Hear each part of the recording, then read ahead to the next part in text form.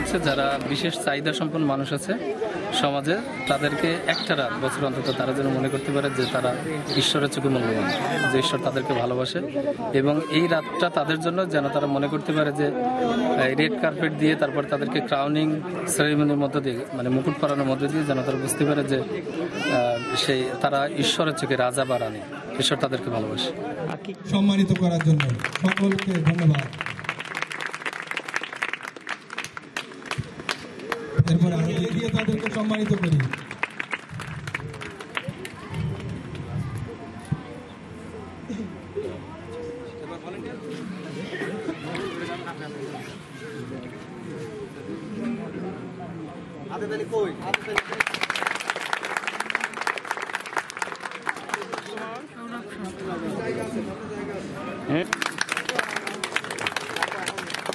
এতে আমি খুব খুশি দেখে যে আমাদের সম্মান সাধারণ মানুষের মতো, যে একটা সাধারণ মানুষ যেমন তেমন আমাদের একটা সম্মান জানানো হচ্ছে।